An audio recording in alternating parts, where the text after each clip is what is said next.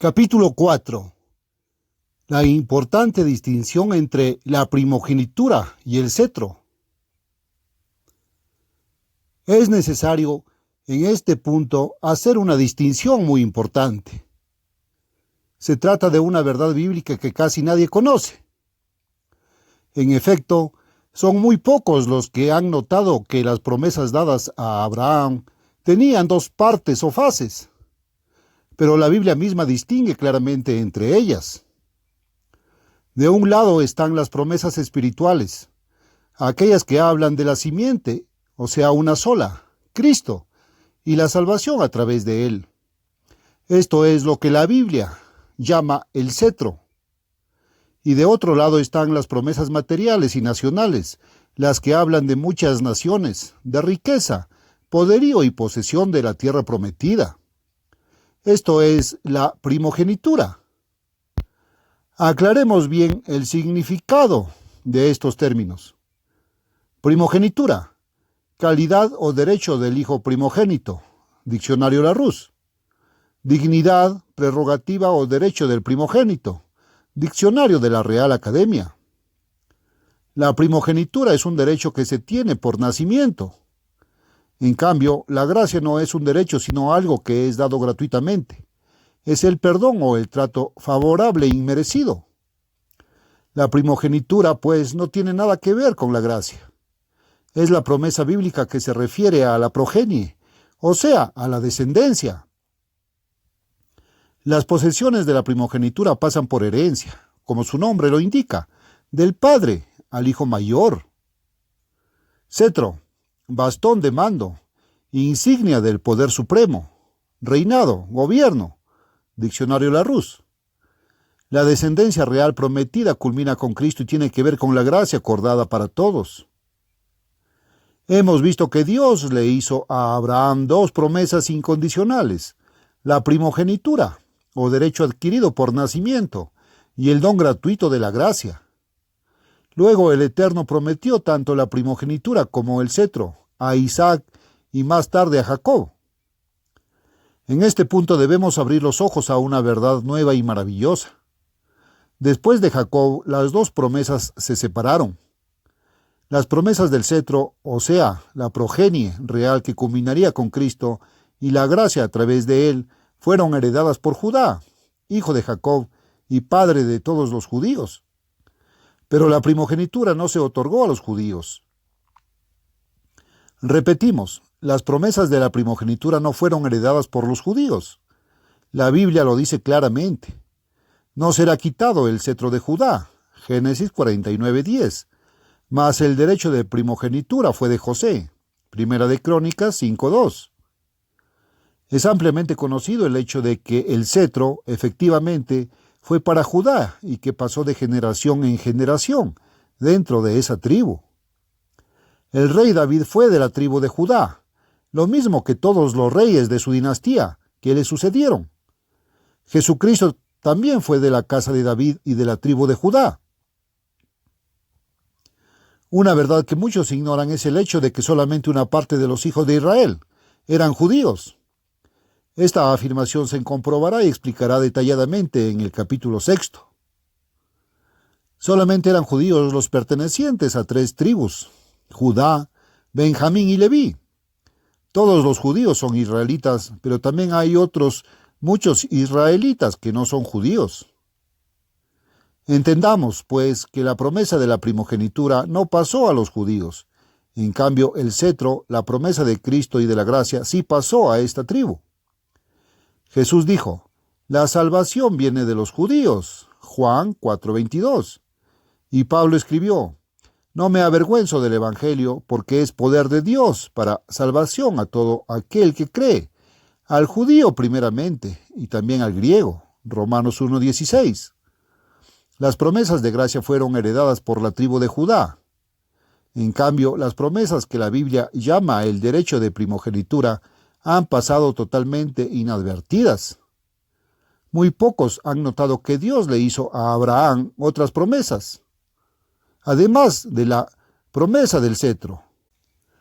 Menos aún son los que comprenden que estas grandes promesas materiales y nacionales jamás fueron dadas a los judíos.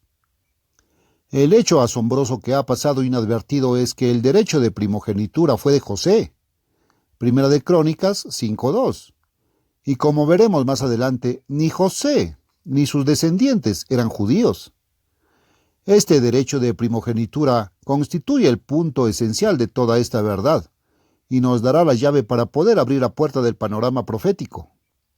De allí la enorme importancia de que tengamos este punto muy claro. La primogenitura, tal como se definió arriba, incluye solo aquello que se obtiene por derecho propio al nacer. Nadie puede recibir la vida eterna como un derecho por haber nacido. Si fuera nuestro derecho algo que heredáramos automáticamente al nacer, entonces no se recibiría por gracia. Pero la salvación es por gracia, es un don gratuito e inmerecido. Los derechos de nacimiento se limitan a las posesiones materiales, y cuando la primogenitura pasa de una generación a otra, a una progenie que se multiplica cada vez más, termina por ser una herencia nacional. Confiere solamente bienes, poderes y posición materiales, no bendiciones espirituales. Es cuestión no de gracia, sino de progenie. Hay otra diferencia entre gracia y primogenitura. El derecho de primogenitura, como dijimos antes, se transmite del padre al hijo mayor. El beneficiario no tiene que cumplir ningún requisito, ni tiene que merecer nada.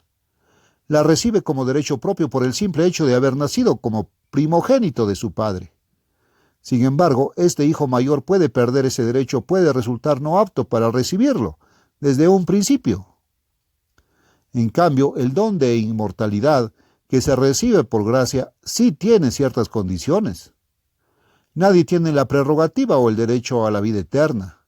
Nadie puede reclamar el derecho de nacer como hijo de Dios, como miembro de la familia de Dios.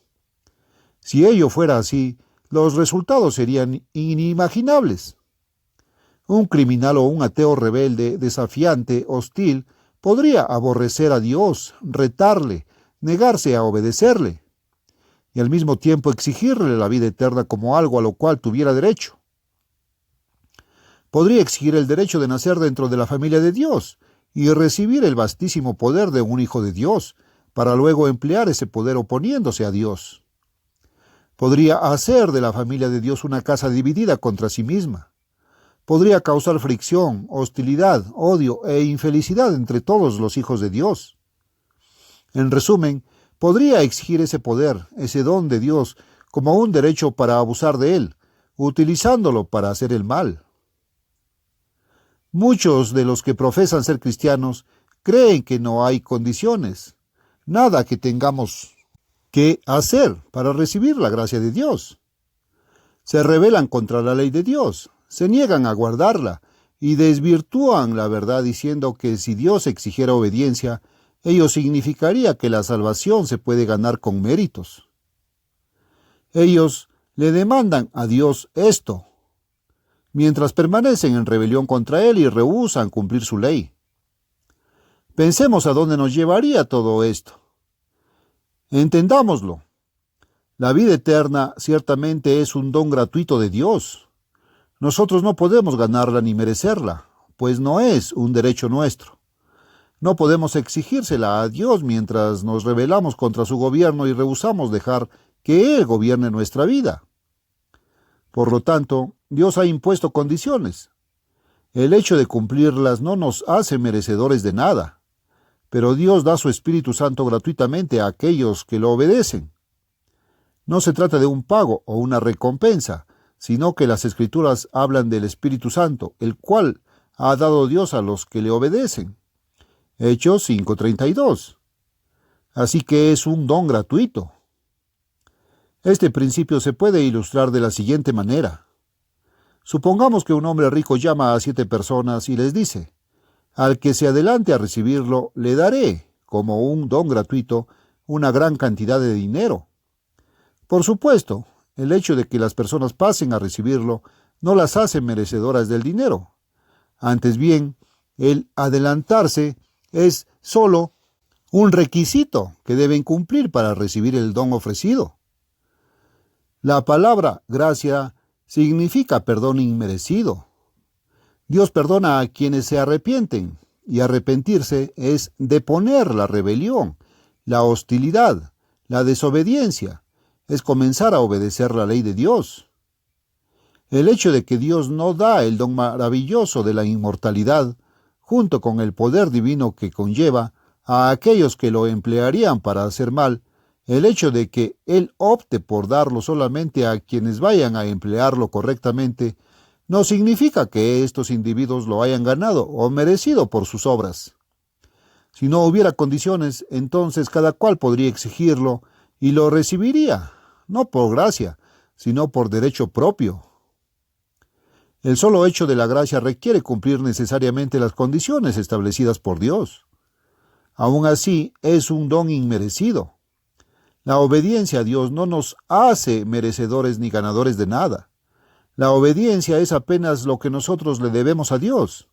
En cambio, el derecho de primogenitura no tiene condiciones. Es un derecho que se tiene al nacer. Pocos han entendido exactamente cuáles fueron los bienes materiales heredados por primogenitura. Se trata de la herencia material más valiosa que jamás haya pasado de padre a hijo, la riqueza y el poderío más colosales que hombre o imperio alguno haya poseído. La primogenitura incluye toda la primera fase de las promesas hechas por Dios a Abraham. Dicho legado garantizaba incondicionalmente, bajo la autoridad de Dios Todopoderoso, una población multitudinaria, riquezas y recursos materiales incontables, grandeza nacional y poderío mundial. Dios no solo había prometido que descenderían de Abraham una potencia mundial y un conjunto o mancomunidad de naciones tan populosas como los granos de arena o como las estrellas. No solo prometió que estos descendientes poseerían las puertas de naciones enemigas, lo cual en sí es indicativo de poderío y dominación en el mundo, sino que la primogenitura incluyó también riquezas materiales vastísimas y recursos naturales ilimitados. Esto se ve claramente en la bendición dada a Jacob, como explicaremos más adelante. El derecho de primogenitura pasaba automáticamente al hijo mayor en cada generación, excepto en los 3 casos cuando hubo intervención divina. El Eterno escogió a Isaac para que heredara tanto el cetro como la primogenitura. Abraham tenía otros hijos, siendo Ismael el mayor, pero Dios escogió a Isaac, de manera que Abraham dio todo cuanto tenía a Isaac. Génesis 25:5.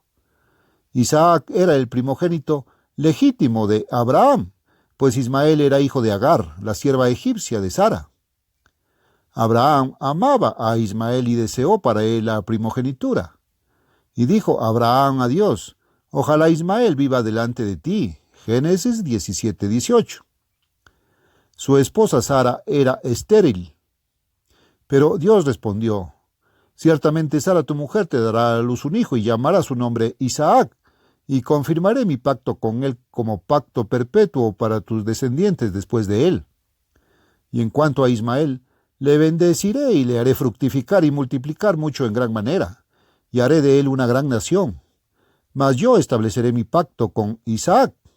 Versículos 19 al 21.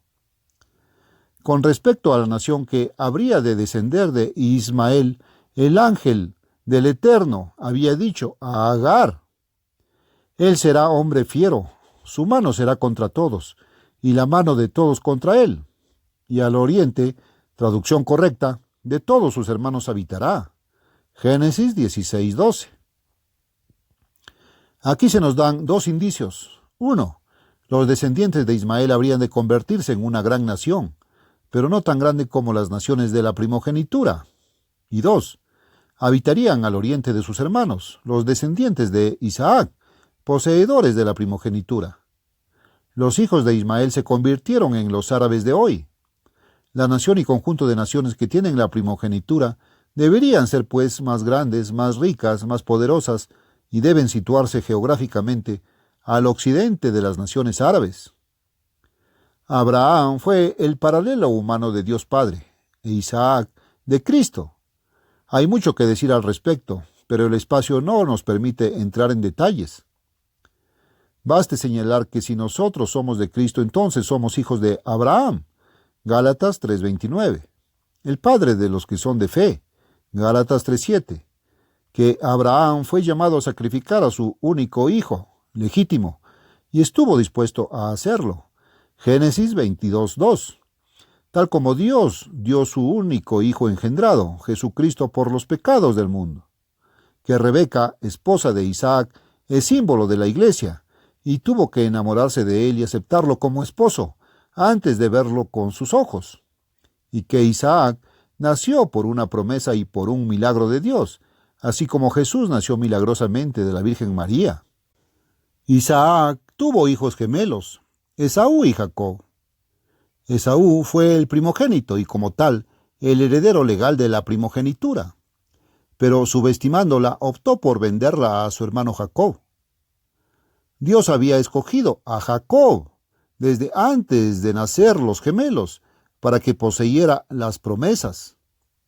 Pero Jacob, influido por su madre, no confió en el Eterno, sino que recurrió al engaño para arrebatar las promesas a Esaú. El Eterno había dicho a Rebeca respecto a Esaú y Jacob, que ellos serían los progenitores de 2 naciones. 2 naciones hay en tu seno, y 2 pueblos serán divididos desde tus entrañas, y uno de esos pueblos será más fuerte que el otro, y el mayor servirá al menor. Génesis 25:23. Sus descendientes, pues, habrían de formar 2 pueblos divididos. La historia de cómo Jacob adquirió la primogenitura en forma fraudulenta y prematura continúa en Génesis 25, del 27 al 34. Y crecieron los niños, y Esaú fue diestro en la casa, hombre del campo, pero Jacob era varón quieto, que habitaba en tiendas. Y amó Isaac a Esaú, porque comía de su casa, mas Rebeca amaba a Jacob. Y guisó Jacob un potaje, y volviendo Esaú del campo cansado, dijo a Jacob: Te ruego que me des a comer de ese guiso rojo, pues estoy muy cansado. Por tanto, fue llamado su nombre Edom. Edom significa literalmente bermejo o rojo.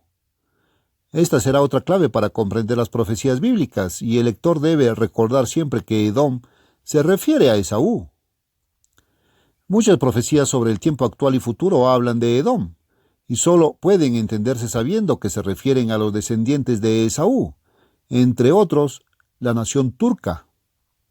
Y Jacob respondió: Véndeme en este día tu primogenitura. Entonces dijo Esaú: He aquí, yo me voy a morir. ¿Para qué, pues, me servirá la primogenitura? Y dijo Jacob: Júramelo en este día. Y él le juró, y vendió a Jacob su primogenitura. Más tarde, Jacob le sustrajo a Esaú su bendición también. La historia de este engaño aparece en el capítulo 27 del Génesis. Isaac era viejo y la vista le fallaba. Acercándose al final de su vida, llamó a Esaú para pedirle que saliera al campo, trajera alguna caza, la guisara y se la diera. Entonces le daría la bendición con la cual quedaría confirmado el derecho de primogenitura. Pero Rebeca estaba escuchando y mandó a Jacob rápidamente a que trajera 2 cabritos. Ella los guisó de la manera que a Isaac le gustaba. Luego vistió a Jacob con ropas de Esaú. Jacob era lampiño y su hermano velloso. Por tanto, su madre le cubrió las manos, los brazos y la parte del cuello con las pieles de los cabritos. Disfrazado de este modo y con su guiso de cabrito, Jacob entró a recibir la bendición de su padre. Y Jacob dijo a su padre: Yo soy Esaú, tu primogénito. Génesis 27:19. Isaac se sorprendió de que hubiera traído la caza tan pronto y comenzó a sospechar. Jacob mintió de nuevo, asegurando que el Eterno le había llevado la presa, pero Isaac detectó la voz de Jacob. Isaac dijo a Jacob: Acércate ahora y te palparé, hijo mío, por si eres mi hijo Esaú o no. Y se acercó Jacob a su padre Isaac, quien lo palpó, y dijo: La voz es la voz de Jacob, pero las manos de Esaú. Y no le conoció, porque sus manos eran vellosas como las manos de Esaú, y le bendijo. Versículos 21 al 23. Ahora veamos lo que estaba incluido en esa bendición. Y le dijo Isaac, su padre: acércate ahora y bésame, hijo mío. Y Jacob se acercó y le besó. Y olió Isaac el olor de sus vestidos y le bendijo diciendo: mira, el olor de mi hijo como el olor del campo que el Eterno ha bendecido. Dios, pues, te dé del rocío del cielo, y de las grosuras de la tierra y abundancia de trigo y de mosto. Sírvante pueblos y naciones se inclinen a ti. Sé señor de tus hermanos y se inclinen a ti, los hijos de tu madre. Malditos los que te maldijeren y benditos los que te bendijeren. Génesis 27 del 26 al 29. Nótese bien que todas estas promesas son materiales, nacionales. Ni una de ellas tiene que ver con la salvación. Ninguna tiene que ver con vida después de la muerte. Aquí no hay nada de índole espiritual.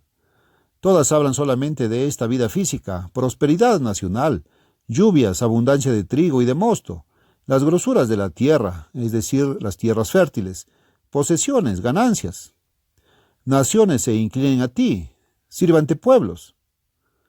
Cuando Esaú regresó y vio que su hermano lo había suplantado, sintió gran amargura y suplicó a su padre que lo bendijera a él también.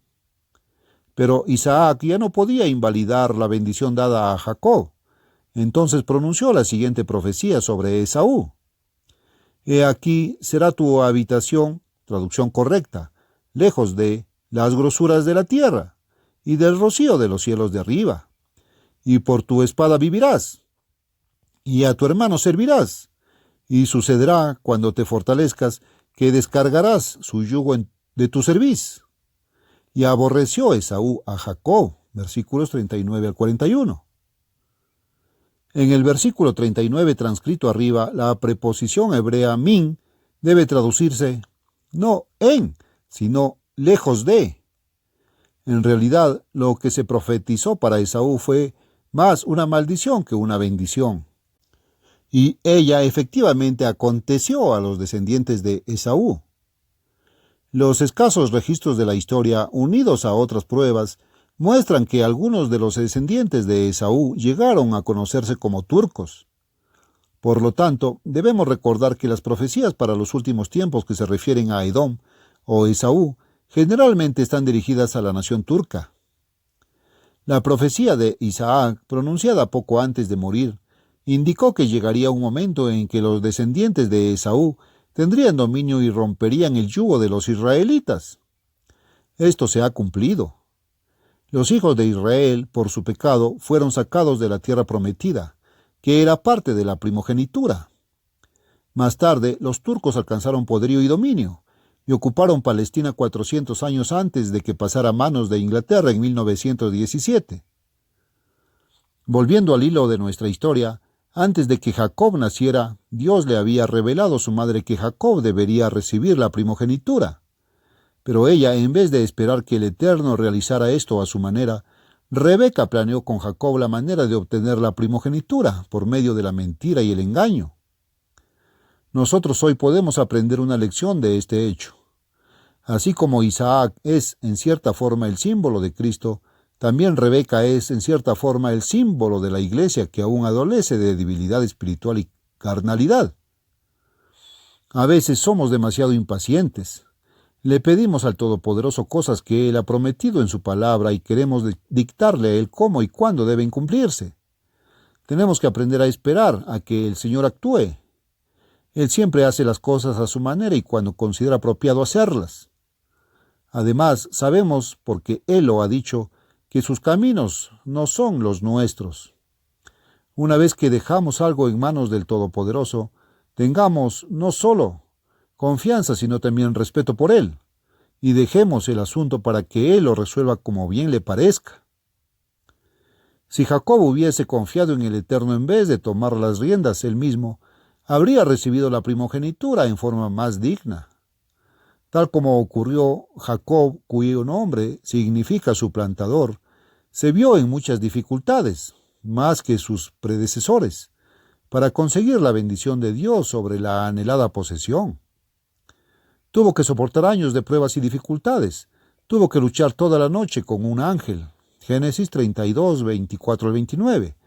Y tuvo que confesar que efectivamente era un suplantador, hasta que por fin Dios le dio su bendición, le quitó su nombre reprensivo y le dio otro nuevo, sin mancha, Israel, que significa el que prevalece o el que se sobrepone con Dios. Hemos visto cómo las promesas fueron pasando de un individuo a otro, de Abraham a Isaac y de Isaac a Jacob. No hubo ramificaciones hasta tiempos de Jacob, sino que durante 3 generaciones el beneficiario de la primogenitura era un solo hombre. Pero Jacob tuvo 12 hijos, y ellos dieron origen a una nación y conjunto de naciones. Génesis 35:11. El siguiente heredero legal de la primogenitura era Rubén, hijo mayor de Israel y su esposa Lea.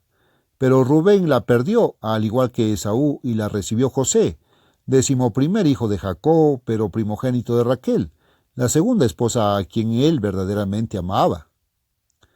La primogenitura pertenecía legalmente a Rubén, no a José. La Biblia nos narra en 1 de Crónicas 5:1-2 cómo llegó a manos de José. Los hijos de Rubén, primogénito de Israel, porque él era el primogénito, mas como violó el lecho de su padre, sus derechos de primogenitura fueron dados a los hijos de José, hijo de Israel, y no fue contado por primogénito. Bien que Judá llegó a ser el mayor sobre sus hermanos, y el príncipe de ellos, mas el derecho de primogenitura fue de José. En este punto, pues, las dos fases de las promesas abrahámicas se separan. Por un lado, la primogenitura, o sea, las promesas materiales y nacionales, y por otro lado, el cetro, o sea, las promesas espirituales y aquellas relativas al linaje real. Es de primordial importancia recordar que la primogenitura, incluyendo la tierra prometida que hoy se llama Palestina, así como una población multitudinaria, prosperidad nacional y predominio sobre otras naciones, pasó a José y a sus hijos. La primogenitura no fue heredada por todas las tribus de Israel, no fue heredada por los judíos. Esas promesas nacionales se transmitieron solo a una parte de los israelitas, a saber, los descendientes de José. Por lo tanto, las promesas materiales referentes a esta vida pertenecen a una tribu totalmente distinta de aquella que posee la promesa del cetro, o sea, del linaje real, que culmina con Jesucristo, pues esta última promesa, la espiritual, pasó a la tribu de Judá. Para resumir, debe quedar muy claro que hubo 2 tipos de promesas. Las promesas acerca de Cristo correspondieron a Judá, pero las promesas nacionales y materiales correspondieron a otra tribu totalmente distinta, la de José. Esta es una clave esencial para entender las profecías. Jacob murió estando con sus hijos en Egipto. El lector debe conocer ya la historia de José, cómo sus hermanos lo vendieron, cómo llegó a Egipto y allí fue encargado de administrar los alimentos, cómo llegó a ser el primer ministro, segundo en línea de mando después del rey y verdadero gobernante de la nación, cómo hubo 7 años de abundancia seguidos de 7 años de hambre, durante los cuales solamente en Egipto había alimentos, almacenados bajo la supervisión de José, cómo los hermanos de José viajaron a Egipto en busca de alimento, cómo José los indujo a traer a su padre y a su hermano menor Benjamín, y por último, cómo José reveló su identidad a sus hermanos, entre llanto y regocijo. Cuán profético fue todo aquello. La identidad de José ha de revelarse nuevamente a sus hermanos y al mundo, una identidad desconocida para el mundo ahora. Llegó el momento de transmitir la primogenitura a una nueva generación. Veamos cómo ocurrió la dramática escena. Tuvo lugar en Egipto, después que José había logrado llevar allí a su padre y todos sus hermanos. Recordemos que José era primer ministro de la nación. José tuvo noticia de que su padre se hallaba enfermo. Tomando a sus 2 hijos, Manasés y Efraín, hijos de madre egipcia, corrió al lecho del patriarca. Entonces se esforzó Israel y se sentó sobre la cama, y dijo a José: El Dios omnipotente me apareció en luz de la tierra de Canaán, y me bendijo y me dijo: He aquí yo te haré crecer y te multiplicaré y te pondré por estirpe de naciones, y daré esta tierra a tu descendencia después de ti por heredad perpetua. Génesis 48, del 2 al 4. Nótese cuáles eran las promesas. La primogenitura iba a pasar a una nueva generación. Nada se dice en el sentido de que todas las familias de la tierra serían bendecidas en su simiente, una simiente. Nada se dice acerca de reyes, nada se menciona acerca de bendiciones espirituales. Estas promesas de la primogenitura hablan de la progenie, de muchos descendientes y pueblos, y de la posesión de la tierra prometida. Ahora continuemos. Y ahora tus dos hijos Efraín y Manasés, que te nacieron en la tierra de Egipto, antes que viniese a ti a la tierra de Egipto, míos son. Como Rubén y Simeón, serán míos. Versículo 5. En esta forma, Jacob adoptó a los dos hijos de José y los hizo hijos legales suyos. Sin duda porque tenían sangre egipcia. Israel los convirtió en sus propios hijos adoptivos para que pudieran pasar a ellos la primogenitura. Nótese también que en el primer versículo de este capítulo 48 del Génesis, el nombre que se menciona primero es el de Manasés, porque Manasés era el mayor. Pero ahora el anciano Jacob mencionaba primero el nombre de Efraín. Era Dios quien lo guiaba. Jacob dijo a José: acércalos ahora a mí y los bendeciré. Y los ojos de Israel estaban tan agravados por la vejez que no podía ver. Versículos 9 y 10. Recordemos que la primogenitura pertenece legalmente al hijo mayor, salvo alguna intervención divina. La mano derecha de Jacob debía descansar sobre la cabeza del primogénito, quien recibiría la bendición. Por esta razón los tomó José a ambos, Efraín a su derecha, a la izquierda de Israel, y Manasés a su izquierda, a la derecha de Israel, y los acercó a él. Versículo 13. Pero nuevamente el Eterno intervino en el momento de conferirse este derecho de primogenitura. Jacob había perdido la vista, hasta tal punto que no discernía a los muchachos delante de él. Sin embargo, cruzó las manos y extendió su mano derecha y la puso sobre la cabeza de Efraín, que era el menor, y su mano izquierda sobre la cabeza de Manasés, colocando así sus manos adrede, aunque Manasés era el primogénito. Y bendijo a José diciendo: el Dios en cuya presencia anduvieron mis padres Abraham e Isaac, el Dios que me mantiene desde que yo soy hasta este día, el ángel que me liberta de todo mal, bendiga a estos jóvenes y sea perpetuado en ellos mi nombre, y el nombre de mis padres Abraham e Isaac, y multiplíquense en gran manera en medio de la tierra. Génesis 48 del 14 al 16. ¿Quiénes habrían de multiplicarse en gran manera? ¿Quiénes habrían de tener la numerosa descendencia que sumaría miles de millones? No era Judá, padre de los judíos, sino Efraín y Manasés. ¿Por qué los dirigentes religiosos y estudiosos de la Biblia no han captado esta verdad expuesta tan claramente en las Sagradas Escrituras? Israel no confirió esta bendición a uno solo, sino a ambos. Bendiga a estos jóvenes. Parte de la bendición conjunta era: sea perpetuado en ellos mi nombre. Su nombre era Israel. Por lo tanto, el nombre de Israel no ha pasado a los judíos, descendientes de Judá, sino a los descendientes de estos jóvenes. Queda pues claro que el nombre Israel habría de atribuirse a Efraín y Manasés. Esta es una verdad pasmosa, pero muy clara. Recordemos que estos pasajes no requieren interpretación ni esconden ningún significado especial o simbolismo oculto. Se trata de una afirmación clara y escueta, que el nombre de Jacob, cambiado a Israel, sería posesión y propiedad de los pueblos de Efraín y Manasés. Sería el rótulo que identificaría a estos pueblos.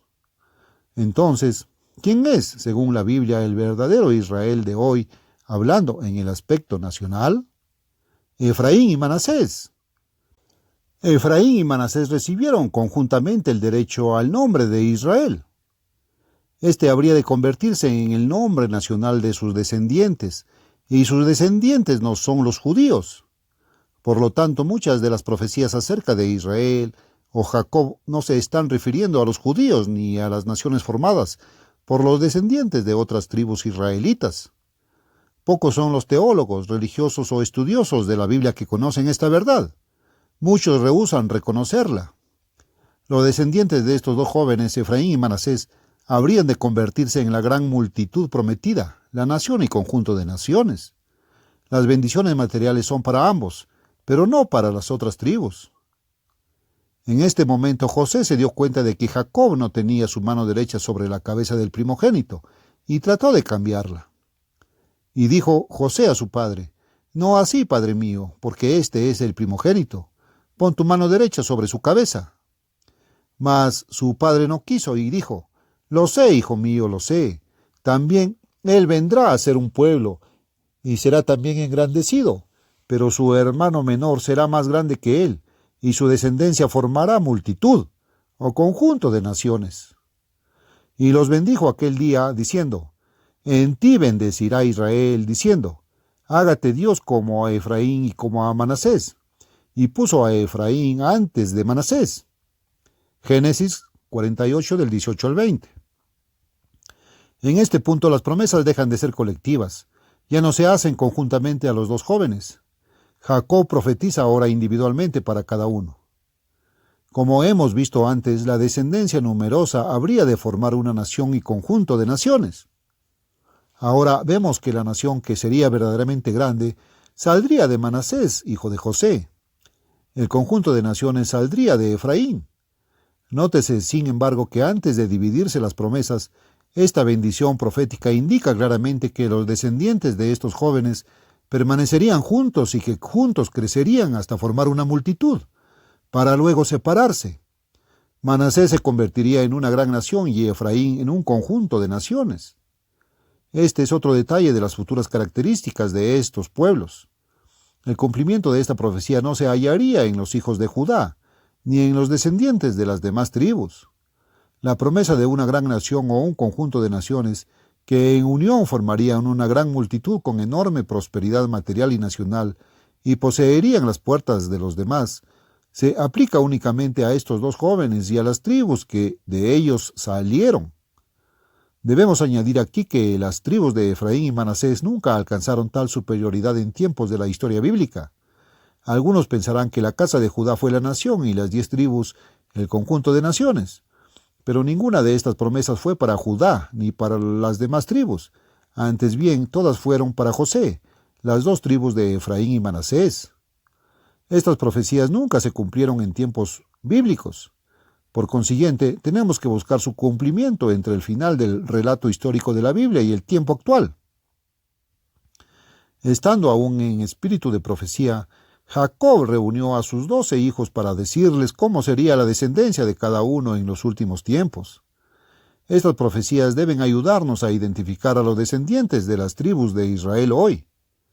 Por falta de espacio, hablaremos aquí solamente de Judá y José. Los descendientes de José estaban divididos en 2 tribus, Efraín y Manasés, y la Biblia suele llamarlos por estos 2 nombres.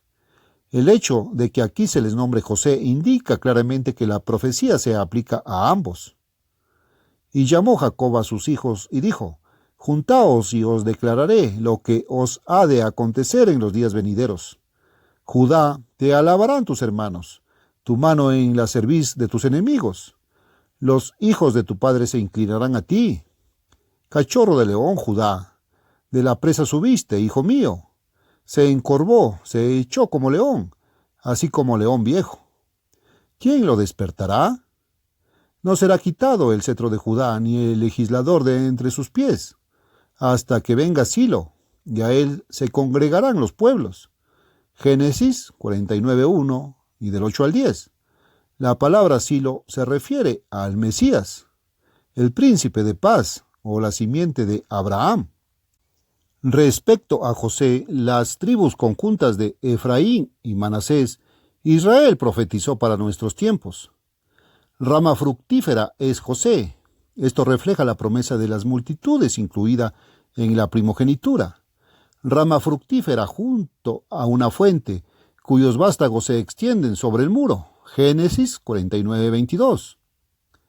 Por consiguiente, hemos de hallar a los hijos de José en los últimos tiempos convertidos en un pueblo numeroso, una nación grande y un conjunto de naciones, cuyos vástagos o hijos se extienden sobre el muro, es decir, se extienden más allá de las fronteras nacionales. En otras palabras, sería un pueblo colonizador. Luego la profecía sigue. El Dios omnipotente te bendecirá con bendiciones de los cielos de arriba, con bendiciones del abismo que está abajo, con bendiciones de los pechos y del vientre. Las bendiciones de tu padre fueron mayores que las bendiciones de mis progenitores. Hasta el término de los collados eternos serán sobre la cabeza de José y sobre la frente del que fue apartado de entre sus hermanos. Versículos 25 y 26. Veremos que estos descendientes de José, poseedores de las promesas de la primogenitura, se convirtieron efectivamente en un pueblo numeroso y colonizador. Se extendieron al occidente, al oriente, al norte y al sur, hasta que cubrieron todo el globo, poseyeron las puertas de las naciones enemigas. Jamás regresaron a Jerusalén desde Asiria, a donde fueron llevados con las 10 tribus después del año 721 a.C., y nunca más se mezclaron con los judíos desde entonces. Estas son promesas y profecías que no se han cumplido nunca en los judíos, en la iglesia, en los indios americanos, ni en grupo alguno excepto la verdadera Israel de nuestros días. Y se han cumplido porque la palabra de Dios es segura. Capítulo 5. El pacto davídico.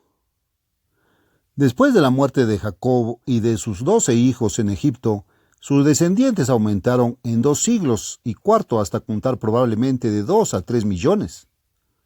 Pero los hijos de Israel fueron esclavizados, y murió José y todos sus hermanos y toda aquella generación. Y los hijos de Israel fueron fecundos y se multiplicaron, y fueron aumentados y fortalecidos en extremo, y se llenó de ellos la tierra. Entre tanto, se levantó sobre Egipto un nuevo rey, que no conocía a José, y los egipcios hicieron servir a los hijos de Israel con dureza, y amargaron su vida con dura servidumbre. Éxodo 1 del 6 al 8 y 13-14. Entonces Dios levantó a Moisés y lo preparó para sacar de Egipto y de la esclavitud a los hijos de Israel. Cuando llegaron al monte Sinaí en el desierto peninsular, Dios hizo un pacto con ellos y los estableció como una nación, su nación entre todos los reinos del mundo. Su gobierno era teocrático, con leyes civiles y espirituales, procedentes directamente de Dios. Él mismo era su rey y los gobernaba por medio de jueces. Dios era el único rey de Israel. El reino de Israel era a la vez iglesia y estado. Hechos 7:38 nos dice que los israelitas formaron la iglesia en el desierto. La palabra congregación tiene exactamente el mismo significado de la palabra iglesia. Por lo tanto, Israel tenía más de un código de leyes. Dios le dio un doble gobierno. A la congregación o iglesia le dio las leyes rituales, como sacrificios de animales, ofrendas de carnes y bebidas y ordenanzas carnales. Pero Israel también tenía un gobierno civil, para el cual Dios estableció funcionarios y leyes civiles, estatutos y juicios. El gran código central, base tanto del gobierno civil como del eclesiástico, eran los 10 mandamientos, ley espiritual general pronunciada personalmente por Dios, ante toda la congregación y escrita por su propia mano, en tablas de piedra. Dios fue su rey durante varias generaciones después del éxodo de Egipto. Esta historia se encuentra en los libros de Moisés, Josué y Jueces. Cada tribu vivía separadamente, ocupando su propio territorio o distrito, pero el conjunto formaba una sola nación. Los levitas eran una tribu sacerdotal y estaban mezclados entre las demás tribus, pues no tenían parte en la herencia de la tierra ni territorio propio, con excepción de algunas ciudades. Para compensar esto, los hijos de José estaban divididos en 2 tribus, las de Efraín y Manasés, distinguiéndose así 12 tribus separadas, cada una con su propio territorio o provincia, además de los levitas que estaban esparcidos entre todas las demás tribus. Durante todos estos años, la primogenitura y el cetro permanecieron dentro de esta nación unida, la primogenitura heredada en las tribus de Efraín y Manasés, y el cetro en Judá. Los hijos de Israel eran humanos, tanto como cualquiera de nosotros. Murmuraban y se quejaban continuamente. Sus mentes carnales eran hostiles hacia Dios y sus leyes, del mismo modo como lo son hoy las mentes humanas. Romanos 8:7. Pronto se cansaron de tener a Dios como rey y exigieron el nombramiento de un hombre, a semejanza de las naciones gentiles a su alrededor. Así también hoy queremos ser como los no cristianos que nos rodean, en vez de conformarnos estrictamente a los caminos de Dios, como su palabra nos instruye. La naturaleza humana siempre ha sido así. Cuando los ancianos de Israel vinieron a Samuel exigiendo el nombramiento de un hombre como rey, esto naturalmente le disgustó al profeta. Pero el Eterno le dijo: oye la voz del pueblo en todo lo que te digan, porque no te han desechado a ti, sino a mí me han desechado, para que no reines sobre ellos. Ahora pues, oye su voz, pero adviérteles solemnemente, y muéstrales cómo les tratará el rey que reinará sobre ellos. Primera de Samuel 8, del 7 al 9. Saúl fue su primer rey humano. Él desobedeció a Dios, y por último fue rechazado. Posteriormente fue muerto en batalla. Su único hijo sobreviviente, Is-Boset, fue asesinado después de haber reinado solo 2 años. Segunda de Samuel 2:10. Pero Is-Boset nunca reinó sobre Judá. La dinastía de Saúl terminó después de un breve reinado sobre parte de Israel. Dios lo rechazó terminando su dinastía. David sucedió a Saúl, sentándose sobre el trono del Eterno. Salomón, hijo de David, también se sentó sobre el trono de Dios. Y se sentó Salomón por rey en el trono del Eterno en lugar de David su padre. Primera de Crónicas 29:23. Ver también Segunda de Crónicas 9:8. Debemos subrayar aquí un hecho muy importante. Antes de Saúl, el Eterno había sido rey sobre Israel, y los reyes humanos se sentaron sobre el trono de él. El Eterno Señor es Jesucristo, quien estaba con el Padre desde antes que el mundo fuera. Juan 17:5 y 1 y 2 y 14. Jesús es al mismo tiempo raíz y linaje, o hijo de David. Apocalipsis 22:16. Puesto que era la raíz, el trono le pertenecía antes que David naciera. Por consiguiente, David se sentó sobre el trono del Eterno. En segundo lugar, puesto que Jesucristo era el hijo legítimo y carnal de David, por herencia se hizo nuevamente acreedor a aquel trono, continuando así la dinastía de David. Por eso, cuando Jesucristo regrese a la tierra, él tendrá doble derecho al trono de David. Llegamos ahora a un hecho increíble, fantástico, pero cierto. Mientras David fue rey, Dios hizo con él un pacto perpetuo e incondicional que Dios no puede quebrantar jamás. Este pacto es aún más asombroso que el pacto incondicional realizado con Abraham. Hay que entender muy claramente y retener en la memoria exactamente cuál fue el pacto que el Todopoderoso hizo con David. Este pacto señala el propósito y la misión de Cristo y es una clave importante para comprender la Biblia. En 2 de Samuel 23, 1-5 leemos lo siguiente. Estas son las palabras postreras de David. Dios ha hecho conmigo pacto perpetuo, ordenado en todas las cosas y será guardado. Es decir, un pacto que ha de perdurar para siempre y que no puede fallar. Volvamos al capítulo 7 de 2 de Samuel para algunos detalles específicos. Dios le hizo a David esta promesa cuando David estaba preocupado porque el arca del pacto permanecía en un tabernáculo. Él quería construir un gran templo en Jerusalén. Aconteció aquella noche que vino palabra del Eterno a Natán, diciendo: Ve y di a mi siervo David, así ha dicho el Eterno, ¿tú me has de edificar casa en que yo moré? Cuando tus días sean cumplidos y duermas con tus padres, yo levantaré después de ti a uno de tu linaje, Salomón, el cual procederá de tus entrañas y afirmaré su reino. Él edificará casa a mi nombre, y yo afirmaré para siempre el trono de su reino. Yo le seré a él por padre, y él me será a mí por hijo. Y si él hiciere mal, yo le castigaré con vara de hombres, y con azotes de hijos de hombres. Pero mi misericordia no se apartará de él, como la aparté de Saúl, al cual quité de delante de ti. Y será afirmada tu casa y tu reino para siempre, delante de tu rostro, y tu trono será estable eternamente. Segunda de Samuel 7:4-5 y del 12 al 16. Tomemos nota cuidadosa de los siguientes puntos. 1. El trono de David continuó con su hijo Salomón. 2. El trono de David, versículo 16, fue establecido para siempre a partir de Salomón, versículo 13. No dice en ninguna parte que Dios establecería el trono con Cristo a su venida. Antes bien dice que quedaría confirmado para siempre en Salomón. 3. ¿Y si Salomón o los hijos de Israel desobedecieran? ¿Cesaría el pacto? Los versículos 14 y 15 dicen que si ellos cometieran iniquidad, Dios los castigaría con vara de hombres, pero no anularía este pacto. El trono permanecería para siempre de todas maneras. 4. Nótese especialmente que en caso de desobedecer, Dios no quitaría el trono como sí lo hizo con Saúl. ¿Cómo se lo quitó a Saúl? Terminando su dinastía.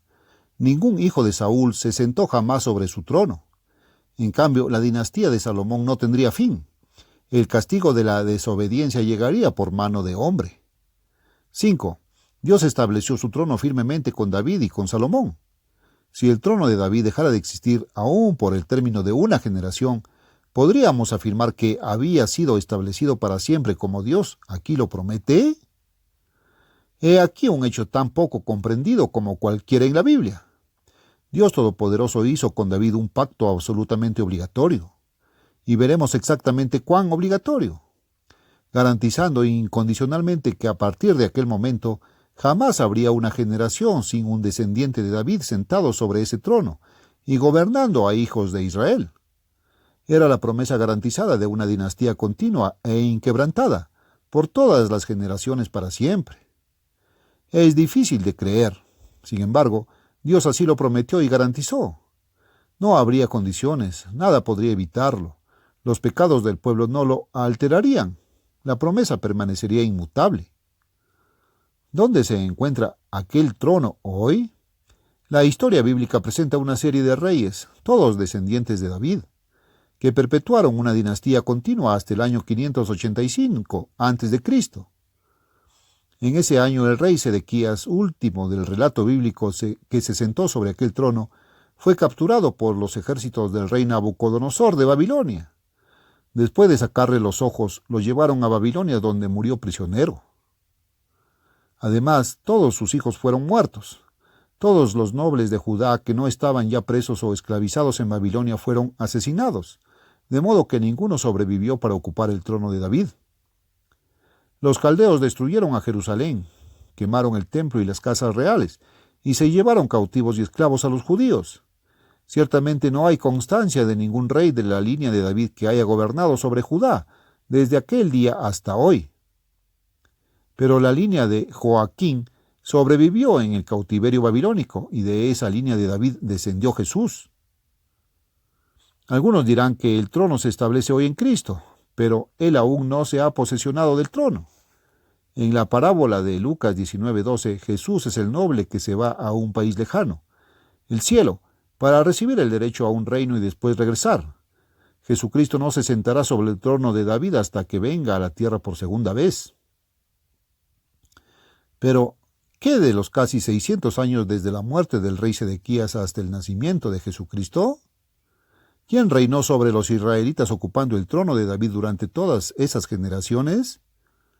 Si nadie reinó, debemos concluir que Dios incumplió su palabra, o que la Escritura fue quebrantada. La respuesta es un misterio más increíble que cualquier fábula. La Biblia lo revela paso por paso. Algunos, refiriéndose a la expresión yo afirmaré, 2 de Samuel 7:13, pensarán que quizá Dios establecerá aquel trono para siempre a la segunda venida de Cristo. Pero esto tampoco es una explicación aceptable, pues si el trono de David ha dejado de existir todos estos siglos, ¿de manos de quién lo recibirá Cristo? Dios prometió claramente que establecería el trono en Salomón. Yo afirmaré para siempre el trono de su reino, de Salomón. 2 de Samuel 7:13. No habló de establecerlo en Cristo a su segunda venida, después de muchos siglos. Estaba hablando de Salomón, no de Cristo, pues dijo, y si él hiciere mal, yo le castigaré, versículo 14. Pero existe otra escritura que pone fin a toda especulación acerca de cuándo fue establecido este trono. Oídme, Jeroboam y todo Israel.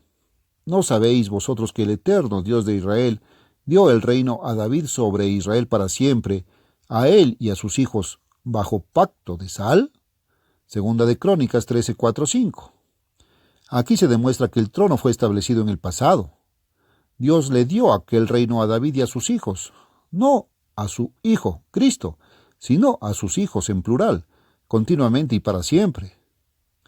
Hice un pacto con mi escogido, juré a David mi siervo, diciendo: para siempre confirmaré tu descendencia y edificaré tu trono por todas las generaciones. Salmos 89, 3, 4.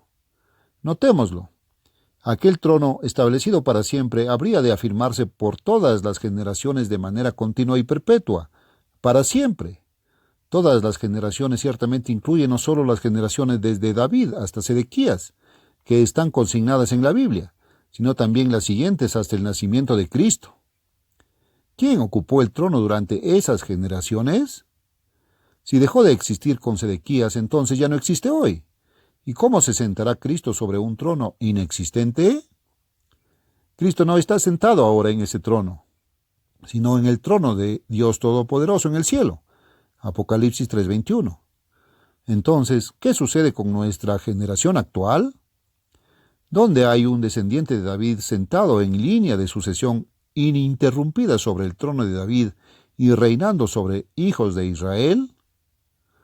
Es de extrañarse que algunas personas hayan perdido su fe en la Biblia al ver estas promesas incondicionales, pero sin reconocer su cumplimiento. Sin embargo, si tenemos paciencia, nosotros lo veremos. El Salmo 89, versículo 28 continúa: para siempre le conservaré mi misericordia y mi pacto con él será estable. Estableceré su descendencia para siempre y su trono como los días de los cielos. Consideremos por un momento el significado de la palabra descendencia.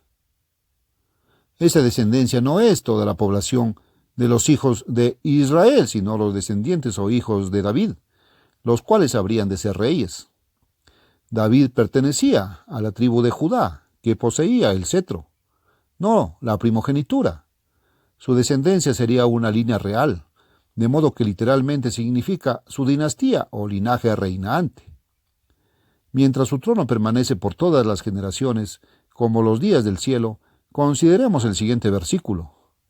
Si dejan sus hijos mi ley, y no andan en mis juicios, si profanan mis estatutos, y no guardan mis mandamientos, entonces castigaré con varas sus transgresiones, y con azotes sus iniquidades. Mas no retiraré de él mi misericordia, ni desmentiré mi verdad. No olvidaré mi pacto, ni mudaré lo que ha salido de mis labios. Una vez por todas he jurado por mi santidad, y no mentiré a David. Su descendencia, dinastía, durará por siempre, y su trono como el sol delante de mí. Como la luna permanecerá para siempre, y como un testigo fiel en el cielo. Salmos 89 del 30 al 37. Aquí habla de los hijos o descendientes que podrían desobedecer y apartarse de la ley de Dios. Algunos dicen que el pacto era condicional, que fue quebrantado por la desobediencia de los hijos de Israel y que, por consiguiente, el trono dejó de existir. Pero, ¿qué dijo el Todopoderoso? Que si los hijos desobedecían y quebrantaban el pacto, serían castigados por su transgresión, pero no sería quebrantado el pacto incondicional de Dios con David. Hay quienes afirman que Cristo se posesionó del trono. Pero no fue así, pues Él fue crucificado, resucitó y ascendió al cielo. Vendrá luego para sentarse en el trono como Rey de Reyes y Señor de Señores. Pero, ¿cómo podrá sentarse sobre un trono que hace mucho tiempo dejó de existir? Si el trono de David dejó de existir con Sedequías, ¿significa que no existe ya hoy? Y si no existe, ¿cómo se sentará Jesucristo sobre un trono inexistente? Ver Lucas 1:31-32. ¿Y cómo debía existir por todas las generaciones? ¿Qué pasó con las muchas generaciones entre Sedequías y el nacimiento de Jesús? El profeta Jeremías habló de acontecimientos que ocurrirían al tiempo de la segunda venida de Cristo. El profeta se encontraba preso en Jerusalén cuando escribió esta profecía. Los ejércitos de Babilonia estaban llevando cautivos a los judíos. Dios le dijo a Jeremías: te enseñaré cosas grandes y ocultas que tú no conoces, acerca de las casas de esta ciudad y de las casas de los reyes de Judá, derribadas. Jeremías 33, 3 y 4. Jeremías sabía que las casas de los reyes estaban siendo destruidas, que se estaba quitando el trono de David de Jerusalén, pero Dios le reveló enseguida algo tranquilizador. El trono de David estaría ininterrumpidamente sobre los israelitas, y en el tiempo del fin, la época actual, volvería a afirmarse en Jerusalén. Sería la misma dinastía. El Mesías se sentará sobre un trono existente. Esta es la profecía de lo que ha de suceder a la venida gloriosa de Cristo. He aquí que vienen días, dice el Eterno, en que yo cumpliré la buena palabra que he hablado acerca de la casa de Israel y de la casa de Judá. Jeremías 33:14. Nótese que esta promesa de la dinastía continua de David es una promesa no solo a la casa de Judá, sino también a la casa de Israel. Desde que se dividieron las dos naciones, el trono o cetro quedó en Judá, pero la promesa se cumplirá cuando Cristo regrese, y es para Israel, tanto como para Judá. Continúa: en aquellos días y en aquel tiempo haré brotar a David un renuevo de justicia, el Mesías, y ejecutará justicia y equidad en la tierra. Versículo 15. Aquí habla del reinado de Cristo como Rey de Reyes. Jesús, descendiente de David por su nacimiento humano, Romanos 1:3, era el renuevo de justicia o rama de David. En aquellos días Judá será salvo y Jerusalén habitará segura, porque así dice el Eterno: no faltará a David varón que se siente sobre el trono de la casa de Israel. Versículos 16 y 17. Nótese, no dice que no le faltaría quien se sentara sobre el trono después de 2500 años. Dice que jamás en ningún momento le faltaría a David un descendiente que se sentara sobre su trono. ¿Sobre quiénes reinaría? No estaría sobre Judá.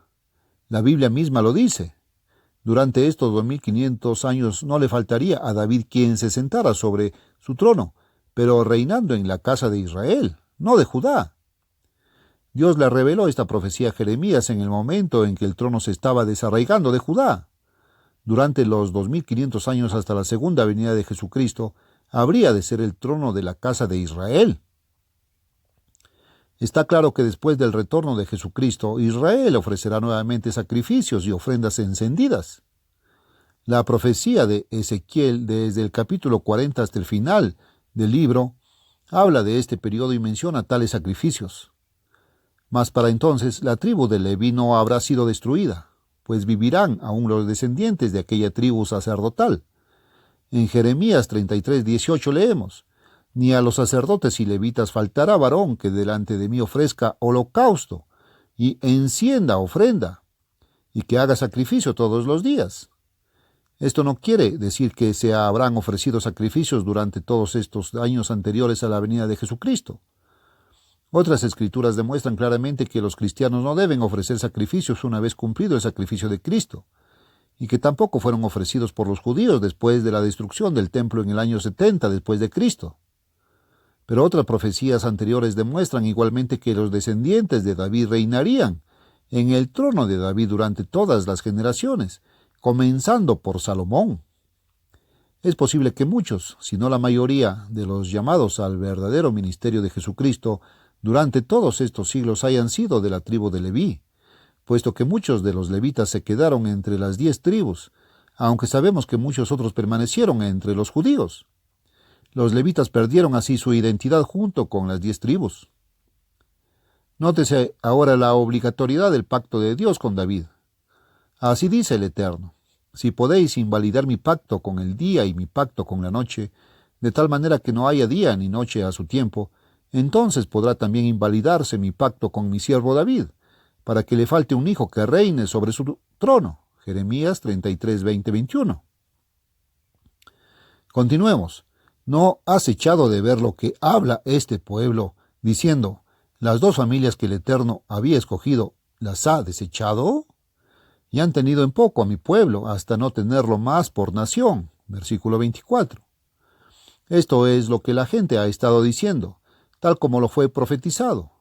Dicen que los judíos fueron esparcidos entre todas las naciones, que son individuos dispersos, que ya no forman una nación con gobierno propio. Así lo han sostenido los mismos judíos y así ha dicho todo el mundo. Pero, ¿qué ha dicho Dios? El siguiente versículo nos dice: pues bien, dice así el Eterno: si no permanece mi pacto con el día y la noche, si yo No he puesto las leyes del cielo y la tierra, también desecharé la descendencia de Jacob y de David mi siervo, para no tomar de su descendencia, quien sea Señor sobre la posteridad de Abraham, de Isaac y de Jacob, porque yo haré volver sus cautivos y tendré compasión de ellos. Jeremías 33, 25, 26. Palabras fuertes aquellas. El Todopoderoso dice que a menos que podamos lograr que esta vieja tierra deje de girar sobre su eje, y si no podemos quitar el sol, la luna y las estrellas del cielo, entonces menos aún podremos impedir que Él cumpla su pacto de mantener continuamente por todas las generaciones, para siempre, desde los días de David y Salomón, a un descendiente de David en una dinastía continua sobre aquel trono. No tiene que gobernar necesariamente sobre toda la casa de Israel, pero sí sobre algunos de ellos, suficientes como para formar una nación. La promesa del pacto hecha a David es clara y definitiva. O su dinastía ha continuado y existe hoy reinando sobre la casa de Israel, no los judíos, o la palabra de Dios ha fallado. Recordemos otra vez la promesa del cetro que incluye este linaje de reyes que culminará con Cristo a su segunda venida.